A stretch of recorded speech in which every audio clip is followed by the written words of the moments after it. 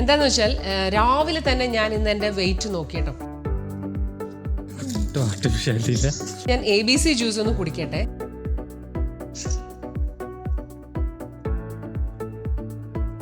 ഗുരുക്കന്മാരെ സംബന്ധിച്ച് നമ്മളിങ്ങനെ കേട്ടിട്ടുണ്ട്.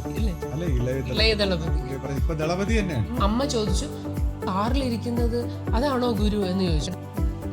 അപ്പൊ നമ്മുടെ ഫാറ്റ് കട്ട് ഡ്രിങ്ക് ശ്രീക്ക് വേണമെന്ന് പറഞ്ഞു. അപ്പൊ ശ്രീ ജ്യൂസ് പോലെ എനിക്ക് തരുമോന്ന് ചോദിച്ചു. ടേസ്റ്റ് എന്താണ്?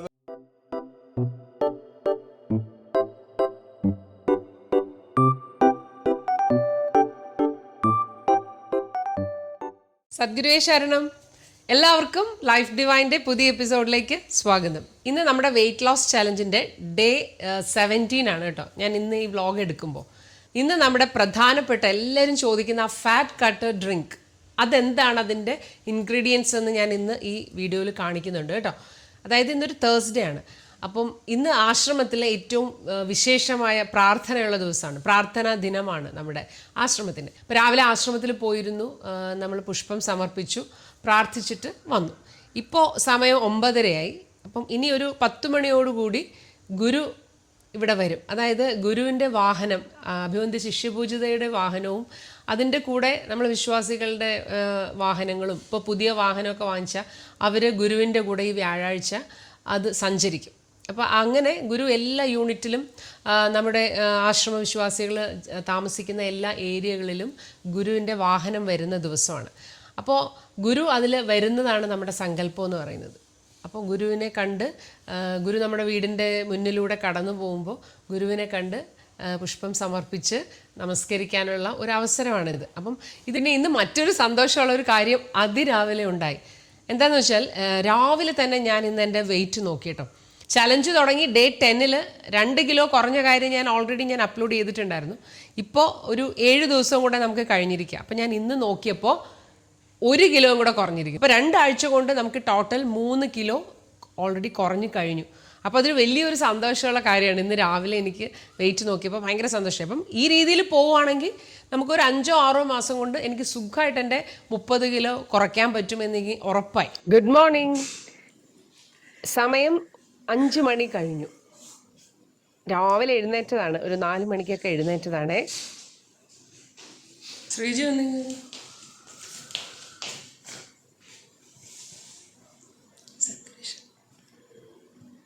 ഞാൻ ഇന്ന് വ്യാഴാഴ്ച അമ്മേ അല്ല, ഇന്ന് വ്യാഴാഴ്ചത്തെ ഒരു ഡേ ഇൻ മൈ ലൈഫ് എടുക്കാൻ പോവാ. അപ്പോൾ ഞാൻ തുടക്കം വ്യാഴാഴ്ച എല്ലാം നടക്കട്ടെ. ഇത് നമ്മുടെ പൂജാമുറിയാണ്. താമരയിൽ ഓങ്കാരമാണ് പ്രതിഷ്ഠിച്ചിരിക്കുന്നത്. നിങ്ങൾക്ക് കാണാമല്ലോ. ഓങ്കാര ആരാധനയാണ് ഏറ്റവും പരമമായ ആത്മസാക്ഷാത്കാരത്തിനും ഈ ലോകത്തിലെ ജീവിത വിജയത്തിനും ഏറ്റവും ഉതകിയത് ഓങ്കാര ആരാധനയാണ്. ശ്രീ കരുണാകര ഗുരു അതീവ സത്യ പ്രകാശായ നമഃ. ഓം ശ്രീ കരുണാകര ഗുരു അതീവ സത്യ പ്രകാശായ നമഃ. ഓം ശ്രീ കരുണാകര ഗുരു അതീവ സത്യ പ്രകാശായ നമഃ. ഓം ശ്രീ കരുണാകര ഗുരു അതീവ കരുണാകര ഗുരു പരബ്രഹ്മണേ നമഃ. ശ്രീ ചാന്തോഗ്യോപനിഷത്തിൽ പറയുന്നത് എന്താന്ന് വെച്ചാൽ, നമ്മൾ ഓങ്കാരം മെഡിറ്റേറ്റ് ചെയ്താൽ നമുക്ക് എല്ലാ ശക്തിയും ശാന്തിയും ആത്മീയമായിട്ടുള്ള ഔന്നത്യവും നമുക്ക് ഉണ്ടാവുമെന്നാണ് പറയുന്നത്. അതുപോലെ മാണ്ഡൂക്യോപനിഷത്തിൽ പറയുന്നുണ്ട്, ഓങ്കാരം എന്നത് ഈ പ്രപഞ്ചത്തിന്റെ സിമ്പലാണ്. അത് നമ്മുടെ 4 സ്റ്റേറ്റ്സ് ഓഫ് കോൺഷ്യസ്നെസ്സിനെ അത് പ്രതിനിധീകരിക്കുന്നു എന്നാണ് പറയുന്നത്. മാത്രമല്ല, ഓങ്കാരം എന്ന് പറയുന്നത് പ്രതിഷ്ഠിക്കാൻ അതിന് അധികാരപ്പെട്ട ഒരു ഗുരുവിന് മാത്രമേ പറ്റൂ. എല്ലാ ആരാധനകളും ഒടുവിൽ ചെന്നെത്തുന്നത് ഓങ്കാരത്തിലാണ്. അതായത് നമ്മൾ പറയില്ലേ, എല്ലാ നദികളും ഒഴുകി എത്തേണ്ടത് എവിടെയാണ്? ഓഷ്യനിലാണ് അല്ലേ? അപ്പൊ അതുപോലെയാണ് ഓങ്കാരം എന്ന് പറയുന്ന ഏറ്റവും പരമമായ ആരാധനയാണ്. ഓങ്കാരം ആരാധിക്കുക എന്ന് പറഞ്ഞാൽ പിന്നെ നിങ്ങൾ മോക്ഷത്തിലേക്ക് നിങ്ങൾ എത്താറായി എന്നർത്ഥം. താമരയുടെ പ്രത്യേകത എന്താണെന്നറിയാമോ? താമര യഥാർത്ഥത്തിൽ ചെളിയിലാണ് അത് ഉണ്ടാവുന്നത്. പക്ഷെ ചെളിയിൽ ഉണ്ടായിട്ട് അത് നേരെ മുകളിലേക്ക്, അതായത് പ്രകാശത്തിനെ നോക്കിയാണ് അത് വിരിയുന്നത്.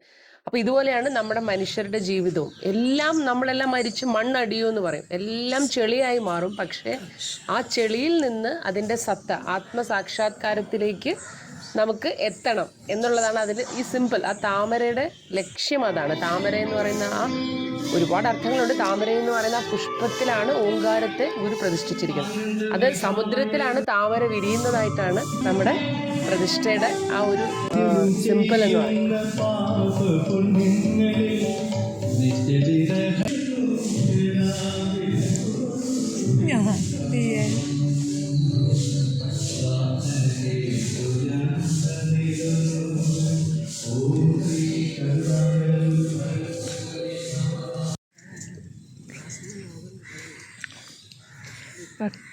ശിരോമണികളെ ചെല്ല്.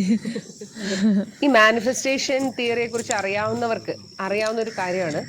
നമ്മളിപ്പോൾ എന്തെങ്കിലുമൊക്കെ ആഗ്രഹങ്ങൾ നടക്കാൻ വേണ്ടി നമ്മൾ പ്രാർത്ഥിക്കുകയോ അല്ലെങ്കിൽ അത് മാനിഫെസ്റ്റ് ചെയ്യുകയൊക്കെ ചെയ്യുമ്പോൾ നമുക്കത് യൂണിവേഴ്സ് തരും. പക്ഷെ നമ്മളിൽ നിന്ന് ഒന്നത് തിരിച്ചെടുക്കും എന്ന് പറയുന്നുണ്ട്. അപ്പോൾ അതാണ്, അതായത് നമ്മളിൽ എന്തെങ്കിലും ഒന്ന് പോകാതെ നമുക്കൊന്നും തരില്ല. പക്ഷേ ഓങ്കാരം എന്ന് പറയുന്നത് അങ്ങനല്ല. ഓങ്കാര ആരാധനയിലൂടെ നമുക്ക് ജീവിതത്തിലെ എല്ലാ വിജയങ്ങളും വരും. ഒപ്പം നമ്മുടെ ജീവന് മുക്തി, അതായത് അൾട്ടിമേറ്റ് ലിബറേഷൻ നമുക്ക് കിട്ടും, ആത്മസാക്ഷാത്കാരം കിട്ടും. നമ്മൾ ഒരു ലോകത്തും ആരുടെ അടിമയായിട്ട് നമ്മുടെ ജീവൻ പോവേണ്ടി വരില്ല. നമുക്ക് കിട്ടുന്ന അനുഗ്രഹങ്ങൾക്ക് നമ്മൾ ഒന്നും തിരിച്ചു കൊടുക്കേണ്ടി വരില്ല. നമ്മളെ പൂർണ്ണതയിലേക്ക് നയിക്കാൻ കഴിയുന്ന ഒരേ ഒരു ആരാധനയാണ് ഓങ്കാര ആരാധന എന്ന് പറയുന്നത്. അതുകൊണ്ടാണ് അത് ഋഷിമാര് മാത്രമേ അത് പറഞ്ഞു തരാൻ സാധിക്കൂ. ഋഷിമാർക്ക് മാത്രമേ അതിനെക്കുറിച്ചുള്ള കാര്യങ്ങൾ അറിയാവുള്ളൂ. അതിന് അധികാരിയായ ഗുരുവാണ് ഓങ്കാരത്തിന്റെ അർത്ഥം പറഞ്ഞു തരേണ്ടത്. അപ്പൊ അതുകൊണ്ടാണ് സദ്ഗുരുവേ ശരണം എന്ന് പറഞ്ഞ് ഞാൻ വീഡിയോ തുടങ്ങുന്നത്. മനസ്സിലായോ എല്ലാവർക്കും? ഞാൻ ABC ജ്യൂസ് ഒന്ന് കുടിക്കട്ടെ. ഇത് ഞാനിങ്ങനെ ജ്യൂസ് 3 ദിവസം ഇതേപോലെ ഫ്രിഡ്ജിലെടുത്ത് വയ്ക്കും കേട്ടോ. കാരണം അന്നന്ന് നമ്മൾ ജ്യൂസ് അരിച്ചെടുത്ത് കുടിക്കുന്നതാണ് എപ്പോഴും നല്ലത്. കാരണം അതിൻ്റെ മിനറൽസും ഗുണങ്ങളും ഒക്കെ നഷ്ടപ്പെടാതെ ഫ്രഷായിട്ട് കിട്ടും. പക്ഷേ നമുക്ക് സമയക്കുറവ് മൂലം ചെറിയ ചെറിയ വിട്ടുവീഴ്ചകൾ ചെയ്യേണ്ടി വരുമല്ലോ. അതുകൊണ്ട് ഞാൻ ജ്യൂസ് അടിക്കുമ്പോൾ ഒരുമിച്ച് അടിച്ചിട്ട് 2-3 ദിവസത്തേക്ക് ഇതേപോലെ ബോട്ടിലാക്കി വെക്കും. അപ്പോൾ എടുത്ത് കുടിക്കാൻ എളുപ്പമാണ്. അപ്പോൾ ഇതിനകത്ത് ഇഞ്ചിയുണ്ട്, പൈനാപ്പിളും കൂടെ ഞാൻ ആഡ് ചെയ്തിട്ടാണ് ചില സമയത്ത് ഞാൻ ഈ ജ്യൂസ് അടിക്കുന്നത്. എന്ന് പറയുമ്പോൾ ആപ്പിൾ അല്ല, ഇവിടെ ആംലയാണ്, നെല്ലിക്കയാണ് കേട്ടോ. അപ്പം ഇതൊരു ദിവസം നമുക്ക് കാണാം. അപ്പം ഇത് ഞാനൊന്ന് കുടിക്കട്ടെ. വെള്ള ഡ്രസ്സായതുകൊണ്ട് ഈ കളർ ഒരു തുള്ളി വീണാൽ സാരിയുടെ കാര്യം പോക്കാണ്. അതുകൊണ്ട് ഞാൻ വളരെ ശ്രദ്ധിച്ച് വേണം കുടിക്കാൻ. നിങ്ങളിത് കാണിക്കണമല്ലോ എന്ന് വിചാരിച്ചാണ് ഞാൻ വെള്ളം എടുത്താലും ഇത് കുടിക്കാമെന്ന് വിചാരിക്കുന്നത്. ഒന്ന് കുടിക്കട്ടെ. ഈ പൈനാപ്പിൾ ആഡ് ചെയ്യുമ്പോൾ അത് വെയിറ്റ് ലോസിന് നല്ലതാണ്. പിന്നെ ഇതിനൊരു മധുരം കിട്ടും. പിന്നെ ഡൈജഷൻ ഏറ്റവും നല്ലതാണ്, നമ്മുടെ സ്കിന്നിന് നല്ലതാണ്, നമ്മുടെ മുടിക്ക് നല്ലതാണ്, എല്ലാം കൊണ്ടും. അതുപോലെ ഫുൾ എനർജിയാണ്. ബീട്രൂട്ട് എന്ന് പറഞ്ഞാൽ എനർജിയാണ്. ഇപ്പോൾ രാവിലെ തന്നെ ബീട്രൂട്ട് ജ്യൂസ് കുടിച്ചു കഴിഞ്ഞാൽ നമുക്ക് ഫുൾ ഡേ എനർജി കിട്ടും. പിന്നെ ആഴ്ചയിലൊരു 4 ദിവസമൊക്കെ കുടിച്ചാൽ മതി. കാരണം ഒരുപാടാകാൻ പാടില്ലല്ലോ. അധികമായാൽ അമൃതും വിഷമെന്നല്ലേ പറയുന്നത്. അപ്പോൾ അതുകൊണ്ട് നമ്മൾ ഇങ്ങനെയുള്ള കാര്യങ്ങൾ കുടിക്കുമ്പോൾ നല്ല ഗുണമുണ്ടെന്ന് പറഞ്ഞാൽ ഒരുപാട് എല്ലാ ദിവസവും കുടിക്കരുത്. ആവശ്യത്തിന് കുടിക്കുക, ഇടയ്ക്ക് ബ്രേക്ക് എടുക്കുക, ഒന്ന് മാറ്റുക, അങ്ങനെ. ഇപ്പോൾ ഈ ഫാറ്റ് കട്ടർ ഡ്രിങ്ക് ഉണ്ടല്ലോ, ഇപ്പം ഞാൻ കുടിച്ചുകൊണ്ടിരിക്കുന്നത്, അതിപ്പോൾ ഞാൻ നമ്മുടെ കുറച്ച് നാളായിട്ട് കുടിക്കുന്നുണ്ട്. നമ്മുടെ ഇപ്പോഴത്തെ ചലഞ്ച് തുടങ്ങിയതിന് ശേഷമല്ല, അതിനു മുമ്പേ ഞാനത് തുടങ്ങിയായിരുന്നു. പക്ഷേ ചലഞ്ച് തുടങ്ങിയതിന് ശേഷമാണ് കാലറിയൊക്കെ നോക്കി നമ്മളെ കറക്റ്റ് ഡയറ്റും നടപ്പും എക്സസൈസും ഒക്കെ ഞാൻ ക്രമീകരിച്ചത്. അപ്പോൾ ഇനിയിപ്പോൾ ഞാൻ മാറ്റും. ആ ഫാറ്റ് കട്ടർ ഡ്രിങ്ക് കുറച്ച് നാൾ കുടിച്ചിട്ട് നമുക്ക് പുതിയ ഫാറ്റ് കട്ടർ ഡ്രിങ്ക് എടുക്കാം. അങ്ങനെ മാറി മാറി നോക്കാം. ഇതിൽ മധുരമൊന്നും ഇട്ടിട്ടില്ല, ശർക്കരയില്ല, ഒന്നുമില്ല. പക്ഷെ മധുരമുണ്ട്. കാരണം പൈനാപ്പിളിൻ്റെ നല്ല മധുരം. ഞാൻ അരിച്ചാണ് കുടിക്കുന്നത്. കാരണം അരിച്ചല്ലെങ്കിൽ ഇത് ഇറങ്ങത്തില്ല തൊണ്ടയിൽ നിന്ന്. പിന്നെ കോൺസ്റ്റിപ്പേഷനൊന്നും ഉണ്ടാവില്ല ഇത് കുടിക്കുകയാണെങ്കിലേ. ഇപ്പോൾ ഡയറ്റ് ചെയ്യുന്നവർ ഫേസ് ചെയ്യുന്ന ഒരു പ്രശ്നമാണ് ഈ കോൺസ്റ്റിപ്പേഷൻ. അപ്പോൾ ഈ കോൺസ്റ്റിപ്പേഷൻ ഉണ്ടാവാതിരിക്കാനുള്ള മറ്റു കാര്യങ്ങളും കൂടെ ഞാൻ പിന്നെ അടുത്ത വീഡിയോസിലൊക്കെ പറയാം കേട്ടോ. അപ്പോൾ ഗുരുവിനെ കാത്ത് എല്ലാവരും നിൽക്കുകയാണ്. ഇത് നമ്മുടെ സ്കൂളിൻ്റെ ബാക്ക് സൈഡാണ്, നഴ്സറി ക്ലാസ്സുകളാണ്. അപ്പോൾ അവിടെ കുട്ടികൾ ഗുരുവിനെ സ്വീകരിക്കാനായിട്ട് നിൽക്കുന്നതാണ് നമ്മളിപ്പം കാണുന്നത്. അപ്പോൾ അതിൽ സ്വാമിമാരൊക്കെ ഇരിക്കുന്നുണ്ട്. ഇനി ഇതാ ഹാരം ചാർത്തിയതാണ് ഗുരുവിൻ്റെ വാഹനം. ടാറ്റ എസ്റ്റേറ്റ് ആണത്. അപ്പോൾ ആ കാലഘട്ടത്തിൽ ഗുരു സഞ്ചരിക്കുന്നത് ഇത് ടാറ്റ എസ്റ്റേറ്റിലാണ്. അപ്പം ഇത് പിന്നെ അതിൻ്റെ പുറകിൽ വരുന്നതാണ് അഭിമന്യ ശിഷ്യപൂജിതയുടെ വാഹനമാണത്. അപ്പോൾ ഇത് ഗുരുവിൻ്റെ ആ ഒരു സങ്കല്പത്തിലാണ് ഈ വാഹനം ഇവിടെ വരുന്നത്. അപ്പം ഈ വാഹനത്തിൽ ഇരുന്ന് ഗുരു യാത്ര ചെയ്യുന്നതായിട്ടാണ് നമ്മുടെ സൂപ്പർ സ്റ്റാർ വിജയുടെ അമ്മ നമ്മുടെ ഹോസ്പിറ്റലിൽ കിടക്കുന്ന സമയത്ത് കണ്ടത്.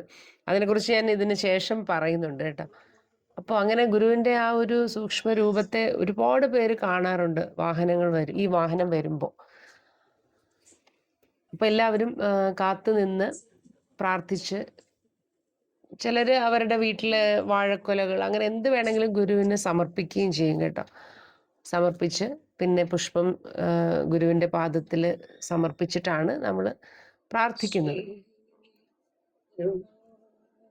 ശരിക്കും ഞാൻ എപ്പോഴും വിചാരിക്കും നമുക്കൊരു മഹാഭാഗ്യമാണ് നമ്മുടെ ഗുരു നമ്മുടെ വീടിൻ്റെ മുന്നിലൂടെ പോകുന്നു എന്നുള്ള ആ ഒരു സംഭവം. അത് ഭയങ്കര നമുക്ക് വളരെ സന്തോഷവും ഭയങ്കര ആഹ്ലാദമുള്ള ഒരു കാര്യമാണത്. ഇനി ഇതുപോലെ ഉച്ച വരെ ഉണ്ടാവും ഇത്. ആക്ച്വലി എല്ലാ സ്ഥലത്തും പോയി ഉച്ചയോടുകൂടി ഒരു 12 മണിയുടെ ആരാധനയോട് കൂടിയാണ് തിരിച്ച് ആശ്രമത്തിൽ. ഗുരുവിന്റെ വാഹന വ്യൂഹത്തെ എല്ലാവരും കണ്ടു കാണുമല്ലോ. നമ്മളിപ്പോൾ പുഷ്പസമർപ്പണം കഴിഞ്ഞ് ഇങ്ങനെ എത്തിയതേ ഉള്ളൂ.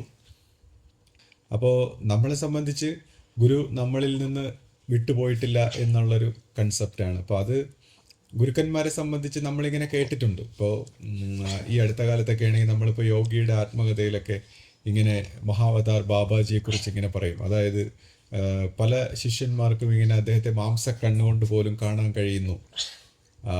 ഒരു സൂക്ഷ്മ തലത്തിൽ അദ്ദേഹത്തിൻ്റെ ഒരു സൂക്ഷ്മ അവസ്ഥയിലൊക്കെ ഇങ്ങനെ അദ്ദേഹം എക്സിസ്റ്റ് ചെയ്യുന്നു എത്രയോ കാലങ്ങളായിട്ട്. അപ്പോൾ ഇതെല്ലാം നമ്മൾ കേട്ടിട്ടുണ്ട്. ഇപ്പോൾ ഈ പുസ്തകത്തിലൊക്കെ ഫേമസ് ആയതുകൊണ്ട് ബാബാജിയെക്കുറിച്ചാണ് എല്ലാവരും ഇങ്ങനെ പറയുന്നത്. എന്നാലിപ്പോൾ ഭഗവാൻ ശ്രീകൃഷ്ണനെ കുറിച്ചും ബുദ്ധ ഭഗവാനെ കുറിച്ചും ഒക്കെ അവരുടെ ശിഷ്യ പരമ്പരയിൽ ഇങ്ങനെ ദർശനം, അല്ലെങ്കിൽ എന്താ പറയുക, മാംസ കണ്ണുകൊണ്ട് പോലും കാണാൻ പറ്റുന്ന രീതിയിൽ ദർശനം കിട്ടുന്നതായിട്ട് ഇങ്ങനെ പറഞ്ഞു കേട്ടിട്ടുണ്ട്. അപ്പോൾ ഇത് നമ്മുടെ ഒരു ഹാലൂസിനേഷൻ ആണോ എന്ന് ചോദിച്ചാൽ, ഹാലൂസിനേഷൻ ആണെന്ന് പലരും ചോദിക്കും. ഓരോ വ്യക്തികൾക്ക്, ഒരു പർട്ടിക്കുലർ വ്യക്തികൾക്കല്ലേ ഇങ്ങനെ കാണാൻ പറ്റുന്നുള്ളൂ. അപ്പോൾ അത് ഹാലൂസിനേഷൻ ആണെന്ന് ചോദിച്ചാൽ, ഈ ഹാലൂസിനേഷൻ എന്താണെന്ന് പിന്നെ നമ്മുടെ ഫിസിക്കൽ റിയാലിറ്റിയെക്കുറിച്ചൊക്കെ നമ്മൾ സംസാരിക്കേണ്ടി വരും. കാരണം അങ്ങനെ സംസാരിച്ചു കഴിഞ്ഞു മനുഷ്യർക്കൊരു ബുദ്ധിമുട്ടുണ്ടാകണ്ടെന്ന് കരുതി ഞാൻ അതിനെക്കുറിച്ച് ഡീറ്റെയിൽ ആയിട്ട് വിവരിക്കുന്നില്ല. പക്ഷേ ഇപ്പം നമ്മുടെ ഫിസിക്കൽ റിയാലിറ്റി, നമ്മൾ ഇത്രയും ചിന്തിച്ചാൽ മതി, മനുഷ്യർക്ക്, നമ്മളെല്ലാവർക്കും ജാഗ്രൽ സ്വപ്ന സുഷുപ്തി ഇങ്ങനെ വന്നു പോകുന്നുണ്ട്. നമ്മൾ ഈ ഫിസിക്കൽ റിയാലിറ്റി എന്ന് പറയാതെ നമുക്ക് ഓരോ ദിവസവും ജാഗ്രൽ സ്വപ്ന സുഷുപ്തി വന്നു പോകുന്നുണ്ട്. അപ്പം ഫിസിക്കൽ റിയാലിറ്റിയെക്കാളും ജാഗ്രത അവസ്ഥ, പിന്നെ സ്വപ്നാവസ്ഥ, സുഷുപ്തി. അപ്പോൾ മനസ്സിൻ്റെ സൂക്ഷ്മ തലങ്ങൾ വീണ്ടും വീണ്ടും എക്സിസ്റ്റ് ചെയ്യുന്നുണ്ട്. അപ്പോൾ സ്വപ്നാവസ്ഥയിൽ അല്ലെങ്കിൽ സുഷുപ്തി എന്ന് പറയുന്ന അവസ്ഥയിൽ മനസ്സിൻ്റെ സൂക്ഷ്മ തലത്തിൽ പല പല അവസ്ഥകൾ ഇങ്ങനെ എക്സിസ്റ്റ് ചെയ്യുന്നുണ്ട്. അപ്പോൾ അവിടെ സൂക്ഷ്മ സ്വഭാവത്തിൽ ഈ ഗുരുക്കന്മാരുടെ സ്ഥൂല ശരീരം നമ്മുടെ മുന്നിൽ നിന്ന് മറഞ്ഞാലും അവരുടെ സൂക്ഷ്മ ശരീരങ്ങൾ ഇങ്ങനെ എക്സിസ്റ്റ് ചെയ്യാണ്. അപ്പോൾ ഈ സൂക്ഷ്മ ശരീരത്തിലൂടെ ശിഷ്യന്മാരുടെ ഭക്തി ഭാവനയ്ക്കനുസരിച്ച് അവരുടെ ഈ സൂക്ഷ്മ ശരീരങ്ങളും അല്ലെങ്കിൽ ആ എനർജി ഫീൽഡുമായിട്ട് കണക്ഷൻ വരുമ്പോൾ ഈ ശിഷ്യന്മാർക്ക് ഇവരുടെ ജീവിച്ചിരിക്കുന്നത് പോലെ തന്നെ, അല്ലെങ്കിൽ അവരുടെ ശരീരമായിട്ട് ഉള്ള അതേ അവസ്ഥയിൽ ഇവരുടെ ആത്മപ്രകാശത്താൽ അവർക്ക് ഈ ഗുരുക്കന്മാരുമായിട്ട് ഒരു സംവേദനക്ഷമത ഉണ്ടാവുകയാണ്. അപ്പോൾ അതുകൊണ്ട് തന്നെ നമുക്ക് ഈ പറഞ്ഞ പോലെ നമ്മളെ സംബന്ധിച്ച് ഭക്തി ഭാവനയിൽ ഗുരുവിൻ്റെ ഓരോ കാര്യങ്ങളും ഗുരു ശരീരത്തോടെ നമ്മളോടൊപ്പം ഉണ്ടായിരുന്നത് പോലെ, ആ കാലഘട്ടത്തിൽ ചെയ്തിരുന്നത് പോലെ തന്നെ നമ്മൾ നിർത്തുകയാണ്. നമ്മുടെ പരമ്പരയെ സംബന്ധിച്ച് അത് എക്കാലവും ഗുരു നമ്മളോടൊപ്പം ഉള്ളതുപോലെ തന്നെ ഗുരുവിൻ്റെ ഈ യാത്രകൾ, ഗുരുവിൻ്റെ മറ്റേ കുടിലുള്ള ഗുരുവിൻ്റെ സങ്കല്പം, അല്ലെങ്കിൽ ആരാധനാലയത്തിലുള്ള ഗുരുവിൻ്റെ സങ്കല്പം, ഗുരുവിൻ്റെ മുറിയിലുള്ള സങ്കല്പം, അങ്ങനെ ഓരോ സങ്കല്പഭാവത്തിലും ഗുരുവിനെ നമ്മൾ എപ്പോഴും ഓർമ്മിക്കുന്നു. അപ്പോൾ ഈ ഭക്തിഭാവനയിൽ, വളരെ ഡീപ്പായിട്ടുള്ളൊരു ഭക്തിഭാവനയിൽ ഈ സൂക്ഷ്മതലത്തിൽ ഗുരുവുമായിട്ട് ഒരു കണക്ഷൻ ഉണ്ടാകുന്നവർക്ക് മാത്രമാണ് ഈ ഒരു അനുഭൂതി ഉണ്ടായിക്കിട്ടുന്നത്. എന്നാൽ നമ്മുടെ ഇപ്പോൾ ഈ എല്ലാവർക്കും കോമൺ ആയിട്ടുള്ള ഈ ജാഗ്രത അവസ്ഥയിൽ, അതായത് ഈ ഫിസിക്കൽ റിയാലിറ്റി എന്ന് പറയുന്ന ഈ അവസ്ഥയിൽ എല്ലാവരെ സംബന്ധിച്ചും ഗുരുവുമായിട്ട് ഇങ്ങനെ ഒരു കണക്ഷൻ ഉണ്ടാകാതെ വരുമ്പോൾ അവിടെ ഒരു ശിഷ്യനിലൂടെ ഈ ഗുരുവിൻ്റെ ഒരു സാന്നിധ്യം, അതായത് ഗുരുവിൻ്റെ വിവിധ സൂക്ഷ്മ ശരീരങ്ങളുണ്ട്. അതിലേറ്റവും ഉന്നതമായിട്ടുള്ള ജ്ഞാന ശരീരം പ്രവർത്തിക്കുന്നത് ഈ ആത്മസമർപ്പണം ചെയ്ത് ആ ഗുരുബോധത്തിൽ ലയിച്ചു നിൽക്കുന്ന ശിഷ്യനിലൂടെയാണ് ഗുരുവിൻ്റെ ജ്ഞാന ശരീരം പ്രവർത്തിക്കുന്നത്. അപ്പോൾ ആ ജ്ഞാന ശരീരം ഈ ശിഷ്യനുമായിട്ട് ഒന്നായി ചേർന്നിരിക്കുകയാണ്. ഈ ഗുരുശിഷ്യ പരമ്പരയിൽ ഏത് ഗുരുവിൻ്റെ ഒരു പരമ്പരയിലാണോ പോകുന്നത്, ആ ഗുരുക്കന്മാരുടെ ജ്ഞാന ശരീരം അടുത്ത തലമുറയിൽ വരുന്ന ഗുരുക്കന്മാരോടൊപ്പം ഒന്നായി ചേർന്ന് അങ്ങനെ അത് തലമുറകളായിട്ട് ഈ എക്കാലവും ഈ ഗുരു പരമ്പര ഇങ്ങനെയാണ് മുന്നോട്ട് പോകുന്നത്. അപ്പോൾ ഫിസിക്കൽ തലത്തിൽ നമുക്ക് ആദരണീയ ശിഷ്യപൂജിതയിലൂടെ ഈ ഒരു ഗുരു സാന്നിധ്യം ലഭിക്കുന്നതാണ്. അതേസമയം മറ്റ് സൂക്ഷ്മ തലങ്ങളിൽ മറ്റ് രീതിയിലുള്ള ഭക്തി മാർഗങ്ങൾ അല്ലെങ്കിൽ സങ്കല്പ സ്വഭാവത്തിൽ നമുക്ക് എക്കാലവും ഗുരുവിൻ്റെ ഓരോ രീതിയിലുള്ള അനുഭൂതി തലങ്ങൾ, അത് ഭക്തിഭാവനയിൽ എത്രത്തോളം അതിൻ്റെ പൂർണ്ണതയിൽ നമ്മൾ കാണുന്നോ ഉൾക്കൊള്ളുന്നോ സ്വീകരിക്കുന്നോ അതിനനുസരിച്ചുള്ള ഒരു അനുഭൂതി തലങ്ങളും അതിനനുസരിച്ചുള്ള ഒരു നന്മയും ഒരു ശാന്തിയും സത്യവും എല്ലാം നമ്മുടെ അനുഭവമായിട്ട് മാറുന്നതായിട്ടാണ് നമ്മുടെ ഒരു പരമ്പരയുടെ വിശ്വാസ സമൂഹത്തിൻ്റെ ഒരു അനുഭവം. അപ്പോൾ നമുക്ക് ഈ പറയുന്ന പൂവിട്ടിട്ടൊക്കെ വരുമ്പോൾ, ഇതുപോലെ ഒരു പുഷ്പസമർപ്പണമൊക്കെ കഴിഞ്ഞ് വരുമ്പോൾ നമുക്ക് റിയലായിട്ട് ഈ പറയുന്ന ഒരു അനുഭൂതിയുടെ ഒരു വശം കിട്ടുകയാണ്. അപ്പോൾ അത് നമ്മുടെ മനസ്സിനും ശരീരത്തിനും ഒക്കെ തരുന്ന ശാന്തി, അതായത് മനസ്സിനും ശരീരത്തിനും നമ്മുടെ ജീവനും ഒക്കെ കിട്ടുന്ന ഒരു ഉന്മേഷം, ഉണർവ്, ആ ഒരു സംതൃപ്തി അത് പറഞ്ഞറിയിക്കാൻ പറ്റാത്തതാണ്. അപ്പോൾ ഇത്തരത്തിലുള്ള ഈ സംതൃപ്തിയൊക്കെ അല്ലെങ്കിൽ ഈ ശാന്തി നമ്മുടെ ജീവിതത്തിലെ മറ്റെല്ലാ പ്രവൃത്തികളിലും അത് പ്രതിഫലിക്കുകയാണ്. കാരണം നമ്മളിപ്പോൾ ഇന്നിപ്പോൾ ഒരു വ്യാഴാഴ്ച ദിവസം ഇതുപോലുള്ളൊരു കാര്യത്തിൽ പങ്കെടുത്തിട്ട് വരുമ്പോൾ കിട്ടുന്ന ആ സംതൃപ്തിയും ശാന്തിയും അത് നമ്മുടെ മറ്റെല്ലാ ജീവിതത്തിലെ മറ്റെല്ലാ കാര്യങ്ങളിലും നമുക്ക് പ്രതിഫലിക്കുന്നതാണ്, അനുഭവ വേദ്യമാകുന്നതാണ്. ഇപ്പോൾ നമ്മൾ വിചാരിക്കും ഇതുപോലുള്ളൊക്കെ കാര്യങ്ങൾ അതൊക്കെ കൊണ്ട് ഇങ്ങനെയൊക്കെ വിശ്വാസം കൊണ്ട് അല്ലെങ്കിൽ എന്തെങ്കിലും ഇതൊക്കെ അന്ധവിശ്വാസം അല്ലേ അങ്ങനെയൊക്കെ പൊതുവെ നമ്മൾ ചിന്തിക്കാറുണ്ട്. പക്ഷേ അങ്ങനെയൊക്കെ നമ്മൾ വളരെ ലോജിക്കലായിട്ടൊക്കെ പറഞ്ഞ് ചിന്തിച്ച് നമ്മൾ വിശകലനങ്ങളും വിശദീകരണങ്ങളൊക്കെ കൊടുത്തു പോകുമ്പോഴും നമുക്ക് ഡെസ്പറേഷനും നിരാശയും ഫ്രസ്ട്രേഷനും ഒക്കെയാണ്, അല്ലെങ്കിൽ നമ്മുടെ മനസ്സിലുള്ള ഇത്രയും ലോജിക്കലായിട്ട് ചിന്തിക്കുന്നതുകൊണ്ടുള്ള കുഴപ്പങ്ങളാണ്. പക്ഷേ നമ്മൾ വളരെ സിമ്പിൾ മനസ്കരായിട്ട് ഇതുപോലുള്ള കാര്യങ്ങളൊക്കെ ചെയ്തിട്ട് വരുമ്പോൾ കിട്ടുന്ന ആ ശാന്തിയും ആ സന്തോഷവും ആ ആത്മവിശ്വാസവും, അപ്പോൾ അത് നമ്മുടെ ജീവിതത്തിന് വരുത്തുന്ന മാറ്റം അത്രയ്ക്ക് വലുതാണ്. അപ്പോൾ നമ്മൾ അവിടെ ഒരു ലോജിക്ക് ഉപയോഗിച്ചുകൊണ്ട് ഇത് അന്ധവിശ്വാസമല്ലേ അല്ലെങ്കിൽ മറ്റേതല്ലേ എന്ന് പറയുന്നതിൽ കാര്യമില്ല. കാര്യം നമ്മൾ ജീവിച്ച് മരിക്കാനുള്ളവരാണ്. അപ്പോൾ ആ ജീവിച്ച് മരിക്കുന്ന ആ കാലഘട്ടത്തിൽ എത്രത്തോളം പോസിറ്റീവായിട്ടും എത്രത്തോളം ശാന്തിയായിട്ടും എത്രത്തോളം സമാധാനത്തോടും ജീവിക്കുന്നതിലാണ് അർത്ഥം. അല്ലാതെ എത്രത്തോളം ലോജിക്കലായിട്ട് ജീവിച്ചു എന്നിട്ട് എത്രത്തോളം മാനസിക പ്രോബ്ലങ്ങളിലും എത്രത്തോളം ലോജിക്കലായിട്ട് പക്ക റിയാലിറ്റിയാണ്, സത്യമാണ്, അങ്ങനെയൊക്കെ കണ്ടുപിടിച്ചുകൊണ്ട് അതിനുശേഷം നമ്മൾ എത്രത്തോളം ഫ്രസ്ട്രേഷനിൽ ജീവിച്ചു പോകുന്നതിനേക്കാളും ഈ പറയുന്ന വിശ്വാസ സ്വഭാവത്തിൽ, ഈ ശാന്തിയിൽ, സമാധാനത്തിൽ, സന്തോഷത്തിൽ നമ്മൾ ജീവിച്ച് പൂർത്തീകരിക്കുമ്പോൾ അതിൻ്റെ വ്യത്യാസം അത് മറ്റൊരു തലത്തിലാണ്. കൂടാതെ അങ്ങനെ ജീവിച്ച് നമ്മൾ പൂർത്തീകരിച്ച് പോകുമ്പോൾ അത് നമ്മുടെ ഈ മരണശേഷവും ഈ നന്മ, കാരണം നമുക്ക് ഈ ഫിസിക്കൽ റിയാലിറ്റി ആയിട്ടുള്ള സാധനങ്ങൾ നമുക്ക് കൊണ്ടുപോകാൻ പറ്റില്ല. പിന്നെ നമ്മളിൽ എന്താണോ ഉള്ളത്, സത്ത് പോകുന്നു എന്ന് പറയും. അപ്പോൾ ആ സത്ത് അങ്ങ് പോകുമ്പോൾ ആ സത്തിനോടൊപ്പം നമ്മൾ ഈ ലോകത്തിൽ എങ്ങനെ ജീവിച്ചോ ആ ശാന്തിയും സമാധാനവും ആ സത്യവും ധർമ്മവും നീതിയൊക്കെയാണ് ഈ സത്തിനോടൊപ്പം പുറത്തേക്ക് പോകുന്നത്. അല്ലെങ്കിൽ ആ സത്തിന് ആ സൂക്ഷ്മ തലങ്ങളിൽ, ഏത് സൂക്ഷ്മ മണ്ഡലങ്ങളിലേക്കാണോ അത് വികസിക്കുന്നത് ആ തലത്തിലേക്ക് അത് സൗരഭ്യമായി, ശാന്തിയായി, സമാധാനമായിട്ട് നമ്മളോടൊപ്പം നമ്മുടെ മാനസിക നിലയായിട്ട് മാറുന്നത്. അപ്പോൾ ആ അർത്ഥത്തിൽ ഇഹത്തിലും പരത്തിലും എല്ലാ അർത്ഥത്തിലും നമ്മളെ പൂർണ്ണതയിലേക്ക്, സന്തോഷത്തിലേക്ക്, ശാന്തിയിലേക്ക് നയിക്കുന്ന ഈ കാര്യങ്ങളെ വെറും ലോജിക്കിൻ്റെ, നമ്മുടെ ബ്രെയിനിൻ്റെ ഒരു പ്രോഗ്രാം മാത്രമാണ് ലോജിക്ക്, നമ്മുടെ ഒരു എക്യുപ്മെൻ്റ് മാത്രമാണ്. അതിൻ്റെ ഒരു കൺസെപ്റ്റിൽ നമ്മൾ വിധി എഴുതി തള്ളിക്കളയുമ്പോൾ നമുക്ക് നഷ്ടപ്പെടുന്നത് എന്താണെന്ന് നമുക്ക് സങ്കല്പിക്കാൻ പോലും പറ്റാത്ത കാര്യങ്ങളാണ് നമുക്ക് നഷ്ടപ്പെടുന്നത്. അപ്പോൾ നമുക്ക് ഈ ഏറ്റവും വലിയ സൗഭാഗ്യങ്ങളും ശാന്തിയും സന്തോഷവും ഉണ്ടാകാനും നമ്മൾ ഈ ഫിസിക്കൽ റിയാലിറ്റി എന്ന് പറയുന്ന ആ ഒരു ഡയമെൻഷനിലെ ഫ്രീക്വൻസി അല്ലാതെ അതിനേക്കാൾ സൂക്ഷ്മ തലങ്ങളിലേക്ക് നമ്മുടെ മനസ്സും ജീവനും വികസിക്കാനും അങ്ങനെ സൂക്ഷ്മ തരത്തിലായിട്ടുള്ള റിയാലിറ്റികളെ അനുഭവിക്കാനും അറിയാനും കൂടുതൽ അറിയാനാണ് മനുഷ്യൻ്റെ മനസ്സിൻ്റെയൊക്കെ ആഗ്രഹം. അപ്പോൾ ഈ അറിയാനും അനുഭവിക്കാനും ആ ശാന്തിയിലേക്ക് വളരാനും ഒക്കെ ഉള്ളൊരു ഒരു അവസരമാണ് സത്യം പറഞ്ഞാൽ നമ്മുടെ ഗുരു നമുക്ക് ശാന്തിഗിരി ആശ്രമത്തിലൂടെ, അല്ലെങ്കിൽ നമ്മുടെ ഈ ഒരു ആശ്രമ സ്വഭാവത്തിൽ നമ്മളെ ഗുരു നമുക്ക് അനുഗ്രഹിച്ച് തന്നിട്ടുള്ളത്. ആ അറിവുകളും ആ അനുഭൂതി തലങ്ങളും ഒക്കെയാണ് നമുക്ക് തന്നിട്ടുള്ളത്. അപ്പോൾ എല്ലാവരെയും നമ്മുടെ ഈ ചാനൽ കാണുന്ന അല്ലെങ്കിൽ നമ്മുടെ കൂടെയുള്ള എല്ലാവരെയും ഞാൻ ആശ്രമത്തിലേക്ക് ക്ഷണിക്കുന്നു. മറ്റൊന്നിനുമല്ല, ഇതെല്ലാം ഒന്ന് കണ്ട് മനസ്സിലാക്കുക. നമ്മൾ എന്തെല്ലാം സ്ഥലങ്ങളൊക്കെ കാണുന്നു, അല്ലെങ്കിൽ എന്തെല്ലാം വിനോദങ്ങൾക്കും അറിവിനും കാണാനും പഠിക്കാനുമായിട്ട് നമ്മൾ എവിടെയൊക്കെ എന്തെല്ലാം കാര്യങ്ങൾക്ക് നമ്മുടെ സമയം വിനിയോഗിക്കുന്നു. അപ്പോൾ ഇതുപോലുള്ള കാര്യങ്ങൾക്കും നമുക്ക് സമയം കണ്ടെത്താം. പുതിയ പുതിയ കാര്യങ്ങൾ പഠിക്കാനും മനസ്സിലാക്കാനും ഈ പറയുന്ന മതപരമായിട്ടോ അല്ലെങ്കിൽ മറ്റെന്തെങ്കിലും ചട്ടക്കൂടുകളിലൊന്നും ഒതുങ്ങാത്ത സമ്പൂർണമായ ഒരു സത്യത്തിൻ്റെ വഴിയിലേക്ക് വികസിക്കാനുള്ള ഒരു പ്രസ്ഥാനത്തിൻ്റെ അല്ലെങ്കിൽ ഒരു ആശ്രമ സ്വഭാവത്തിൻ്റെ അല്ലെങ്കിൽ മനുഷ്യജീവിതം എങ്ങനെ അതിൻ്റെ പൂർണ്ണതയിലേക്ക് പോകാമെന്നൊക്കെയുള്ള രീതിയിൽ ഗുരു പഠിപ്പിച്ച കാര്യങ്ങളെക്കുറിച്ചൊക്കെ മനസ്സിലാക്കാനും എല്ലാവർക്കും ഞാൻ ശാന്തിഗിരിയിലേക്ക് സ്വാഗതം ചെയ്യുന്നു. വിജയുടെ കാര്യം അത് ആശ പറയും. ആശ പറഞ്ഞാൽ മതി. അപ്പം വിജയുടെ കാര്യം എന്താന്ന് വെച്ചാൽ, വിജയുടെ അമ്മയ്ക്ക് ഇങ്ങനെ വയ്യാതെ വന്നിട്ടേ അവർ കോയമ്പത്തൂർ, എനിക്ക് തോന്നുന്നു അമ്മയ്ക്കാണ്.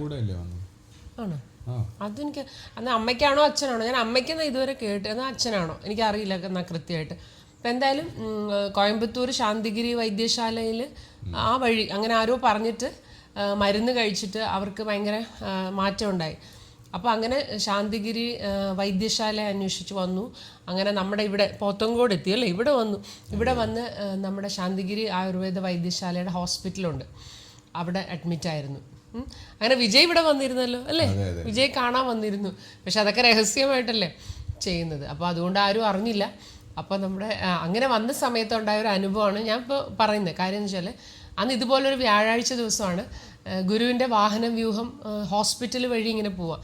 അപ്പോൾ വിജയുടെ അമ്മ ഇത് കാണാം. അപ്പോൾ എല്ലാവരും ഗുരു വരുന്ന സമയത്ത് എല്ലാവരും ഇറങ്ങി തൊഴുത് പ്രാർത്ഥിക്കുമല്ലോ.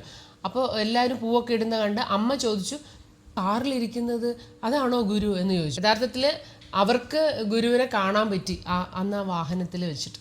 അപ്പോൾ അതുപോലെ ഒരുപാട് പേര് പറയാറുണ്ട് കേട്ടോ, സൂക്ഷ്മമായിട്ടുള്ള ആ ഒരു മണ്ഡലത്തിൽ ഗുരുവിനെ കാണാൻ കഴിയുന്ന ചില അവസ്ഥകൾ ഇപ്പോൾ നമുക്കും ഉണ്ടാവും, പലർക്കും ഉണ്ടാവാറുണ്ട്. എപ്പോഴും എന്നാൽ എല്ലാവർക്കും ഉണ്ടാവണമെന്നും ഇല്ല കേട്ടോ. അതിപ്പോ ഈ പറയുന്ന കണക്ക് കണ്ണിന്റെ ഭാവനയിൽ അങ്ങനെ വന്നില്ലെങ്കിൽ പോലും നമ്മുടെ മനസ്സിലുണ്ടാകുന്ന ആ ഫീലിംഗ്, അതായത് നമുക്ക് അന്ന് നമ്മൾ ഗുരുവിനെ കാണുമ്പോഴുള്ള അതേ ഫീലിംഗ് ആണ് നമുക്ക് കിട്ടുന്നത്.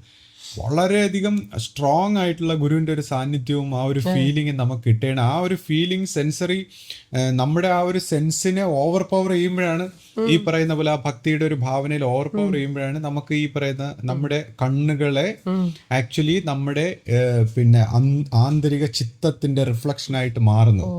അപ്പൊ അതൊരു ഒരു വലിയ ഒരു ചേഞ്ചാണ്.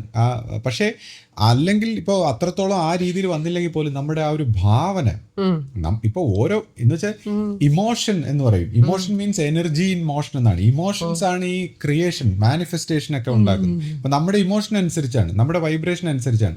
അപ്പോ നമുക്കുണ്ടാവുന്ന ഈ ഓരോ ഇമോഷനും വളരെ വാല്യുബിൾ ആണ്. പ്രത്യേകിച്ച് ഭക്തി ഭാവനയിൽ ഗുരുവിനെ കണ്ടതുപോലുള്ള, ഗുരുവിനെ അനുഭവിച്ചതുപോലുള്ള ആ ഭാവന നമ്മുടെ മനസ്സിൽ ഒരു സംസ്കാരമായി വാസനയായിട്ട് വന്നു കഴിഞ്ഞാൽ ഉണ്ടാകുന്ന പ്രയോജനം അത് പറഞ്ഞൊരു കാര്യം. ഇതുപോലുള്ള ആ ഭാവന നമ്മൾ മരിച്ചാലും പോകില്ല എന്നാ പറയുന്നത്. അത്രയ്ക്ക് ഡീപ്പായിട്ടുള്ള സംസ്കാരങ്ങൾ ഉണ്ടാകുന്നതാണ് ഇതുപോലുള്ള ഗുരുക്കന്മാരുമായിട്ട് ഒന്നിച്ച് വരുമ്പോഴുണ്ടാകുന്ന, ഒരു ജീവനും പരമാത്മാവും തമ്മിൽ ഒന്നിച്ച് വരുമ്പോൾ ഉണ്ടാകുന്ന സംസ്കാരങ്ങൾ മരിച്ചാൽ പോലും നഷ്ടമാകില്ല. അത്രയ്ക്ക് വാല്യുബിൾ ആണ്. അപ്പോൾ കാര്യം എന്താണെന്ന് വെച്ചാൽ, ഇപ്പൊ ഇത് എന്താണെന്ന് ചോദിച്ചാൽ, ഇത്രയും മനോഹരമായ ഭക്തി ഭാവനയിലുള്ള ഒരു വികാരം, ഒരു ഇമോഷൻ നമ്മളിൽ ഉണ്ടായി കഴിഞ്ഞാൽ അത് ഈ പ്രകൃതിയെ സംബന്ധിച്ച് അത്രയും എന്താ പറയുക, പ്രകൃതി അത്രയും ആനന്ദമാകും എന്നാ പറയുന്നത്. നമ്മുടെ ജീവനും ശരീരം എല്ലാം ആനന്ദപൂരിതമാവും. അപ്പൊ ഇത്രയും കുറേ ജനങ്ങൾ, ഒരു സമൂഹം ഈ ഭക്തിഭാവനയിൽ വന്നാൽ ഈ ലോകത്തിന് എന്തായിരിക്കും മാറ്റം ഒന്ന് ആലോചിച്ച് നോക്കി. കാര്യം നമ്മുടെ മനസ്സ് അത്രയ്ക്ക് ശാന്തവും ഒരു വളരെ സ്നേഹപൂരിതവും ആനന്ദ സ്വഭാവത്തിൽ, ആത്മീയ സ്വഭാവത്തിൽ വരുമ്പോൾ അതിൻ്റെ പ്രാധാന്യം നമുക്ക് പറഞ്ഞറിയിക്കാൻ പറ്റാത്തതാണ്. അങ്ങനെ ഉണ്ടാകുന്ന ആ പ്രയോജനം, അതാണ് ഇതിൻ്റെയൊക്കെ ഒരു സീക്രട്ട്. അല്ലാതെ ഇതെന്തെങ്കിലും ഹാലൂസിനേഷനോ അല്ലെങ്കിൽ നമ്മൾ എന്തെങ്കിലും ഏതെങ്കിലും ഭാവന തലത്തിലേക്ക് പോകുന്നതല്ല. ഇത് നമ്മുടെ എക്സിസ്റ്റൻസ് എന്താണ്, മനുഷ്യന്റെ ലൈഫാകുന്ന എക്സിസ്റ്റൻസ് എന്താണെന്ന് മനസ്സിലാക്കി ആ എക്സിസ്റ്റൻസിനെ എന്തുമാത്രം ഇതേപോലുള്ള ഇമോഷൻസ് നമ്മളെ എൻറിച്ച് ചെയ്യുന്നു, നമ്മളെ എത്രത്തോളം പൂർണ്ണതയിലേക്ക് എത്തിക്കുന്നു, ആനന്ദത്തിലേക്ക് എത്തിക്കുന്നു. അതാണ് അതിൻ്റെ സീക്രട്ട്. അതിലൂടെ നമ്മുടെ ജീവിതത്തിന് വരുന്ന മാറ്റങ്ങൾ. കാര്യം ഈ പ്രസന്റ് സമ്മാനം ആയിട്ടുള്ള ഈ മൊമെന്റിൽ കിട്ടിയ ഇങ്ങനെയുള്ള പ്രസന്റുകൾ നമ്മുടെ ഫ്യൂച്ചറുകളെ ഏത് രീതിയിൽ പരിവർത്തനപ്പെടുത്തുന്നു എന്നൊക്കെയുള്ള ഒരു കാര്യമാണ് ഇതിന്റെ ഒരു ആശം. അപ്പോൾ ശരി എന്ന ആശ നമുക്ക് ശ്രീ വിജയ് എന്ന് പറഞ്ഞപ്പോ എല്ലാവർക്കും മനസ്സിലായി കാണും. നമ്മുടെ തമിഴ് സൂപ്പർ സ്റ്റാർ വിജയ്. ഞാൻ വിജയ് ഞാൻ നമ്മുടെ സ്വന്തം ആരോ കുറിച്ച് പറയുന്ന പോലെ പറയാം. ഇളയ ദളപതി വിജയ്. അപ്പോ എന്താ പറയാ, നമ്മുടെ ചിന്ന ദളപതി അല്ലേ? അല്ല, ഇളയ ദളപതി. ഇപ്പൊ ദളപതി തന്നെയാണ്. ദളപതി. അയ്യോ, അത് പണ്ടായിരുന്നു, വർഷങ്ങൾക്ക് മുമ്പായിരുന്നു വിജയ് ശാന്തിഗിരി ഇവിടെ നമ്മുടെ ഹോസ്പിറ്റലിൽ വന്നിരുന്നു വിജയ്.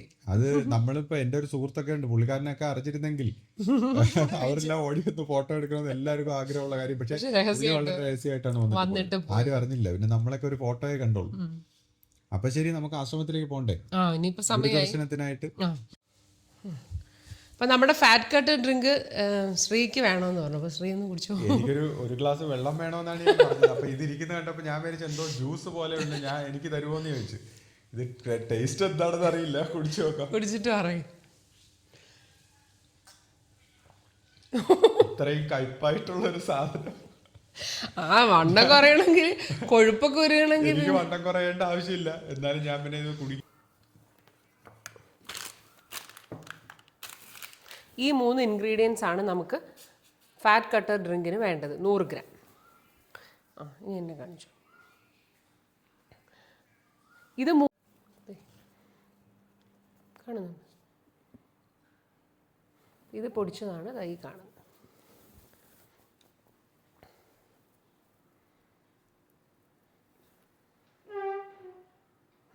ഇത് 3 ഒന്ന് ചെറുതായിട്ട് ചൂടാക്കണം. അപ്പോൾ നന്നായിട്ട് പൊടിഞ്ഞു കിട്ടുമല്ലോ.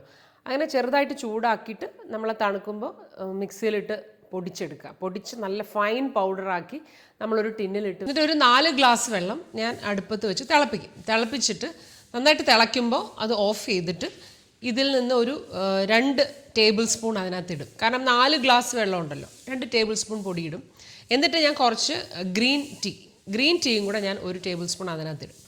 എന്നിട്ട് അടച്ചു വയ്ക്കും. അടച്ചു വെച്ചിട്ട് ഒരു 5-10 മിനിറ്റ് കഴിയുമ്പോൾ ഞാൻ എന്ത് ചെയ്യുന്നറിയോ, അരിച്ചെടുത്തിട്ട് അത് കുറച്ചും കൂടെ വെള്ളം ഒഴിക്കും. സാധാരണ നോർമൽ വാട്ടർ ഫിൽറ്ററിൽ നിന്ന് എടുത്താണ് ഞാൻ ഒഴിക്കുന്നത്. ഒഴിച്ചിട്ട് ഞാനൊന്ന് ഡൈല്യൂട്ട് ചെയ്തിട്ട് ഒരു സ്റ്റീലിൻ്റെ ഒരു വലിയ കപ്പുണ്ട്, അത് എടുത്തിട്ട് രാവിലെ അത് ഓരോ ഗ്ലാസ്സായിട്ട് കുടിക്കും. അതായത് ഒരു ഫുൾ കപ്പുണ്ട് അതിനകത്ത്. അത് ഒരു ഗ്ലാസ് നമ്മൾ ഒറ്റയടിക്ക് കുടിക്കണം കേട്ടോ. 1 ഗ്ലാസ് നമ്മൾ ആദ്യം കുടിക്കണം. അത് കഴിഞ്ഞ് പിന്നെ ഒരു 5 മിനിറ്റ് കഴിയുമ്പോൾ വീണ്ടും എടുത്ത് ഒരു അര ഗ്ലാസ് കൂടെ കുടിക്കും. അങ്ങനെ ഞാൻ ആശ്രമത്തിലേക്ക് പോണതിന് മുമ്പ് ഞാൻ ആ 1 കപ്പ് തീർക്കും. അപ്പോൾ ഇത് ശരിക്കും പറഞ്ഞാൽ വയറ്റിൽ നിന്ന് ശരിക്കും യൂറിനൊക്കെ നന്നായിട്ട് പോയിട്ട് നമ്മുടെ ശരീരത്തിലെ കൊഴുപ്പ് ഉരുകി അത് പോകുന്നുണ്ട്. ബോഡിയിൽ നിന്ന് ശരിക്കും പറഞ്ഞാൽ ഒരു വെയ്റ്റ്ലെസ് ഫീലിംഗ് നമുക്ക് കിട്ടും. ഇപ്പോൾ നമുക്ക് വണ്ണം ഉണ്ടെങ്കിൽ പോലും നമുക്കൊരു വെയ്റ്റ്ലെസ് ഫീലിംഗ് കിട്ടും. അതുപോലെ ഗ്യാസിനൊക്കെ നല്ല ഇതാണ്, ഗ്യാസൊന്നും ഉണ്ടാവില്ല, വയറിങ്ങനെ ബ്ലോട്ട് ചെയ്യില്ല, അങ്ങനത്തെ ഒരുപാട് ഗുണങ്ങൾ ഇതിനുണ്ട്. അതുപോലെ ഗ്രീൻ ടീ എന്ന് പറയുന്നത് ആൻറ്റി ഓക്സിഡൻ്റ് ആണല്ലോ, അത് ഏറ്റവും നല്ലൊരു സാധനമാണ് വെയിറ്റ് ലോസിന്. അപ്പം ഞാൻ വിചാരിച്ചിട്ടുണ്ടെങ്കിൽ ഗ്രീൻ ടീ വേറെ കുടിക്കേണ്ട, ഇതിലങ്ങ് ഗ്രീൻ ടീയും കൂടെ മിക്സ് ചെയ്താണ് ഞാൻ കുടിക്കുന്നത്. അപ്പം ഇതാണ് എൻ്റെ ഫാറ്റ് കട്ട് മസാല ടീ എന്ന് പറയുന്നത് കേട്ടോ. അപ്പോൾ എല്ലാവരും ഇത് കുറച്ച് നാൾ ഇത് കുടിക്കൂ. അത് കഴിഞ്ഞിട്ട് നമുക്ക് ഒരു മാസമൊക്കെ കുടിച്ച് കഴിയുമ്പോൾ അടുത്ത ഫാറ്റ് കട്ട് ഡ്രിങ്ക് നമുക്ക് പരീക്ഷിക്കും. ഇപ്പോൾ സമയം 11 മണിയായി. ഇനി ഞങ്ങൾ ആശ്രമത്തിൽ പോയിട്ട് ഗുരുദർശനത്തിന് പോവാണ്. അപ്പോൾ അഭിവന്ദ ശിഷ്യപൂജിതയെ കണ്ട് നമസ്കരിച്ച് പ്രാർത്ഥിച്ച് ആരാധന കൂടി ഗുരുവിൻ്റെ പങ്കും വാങ്ങിച്ചിട്ട് ഒരു 1:30 തിരിച്ചെത്തും.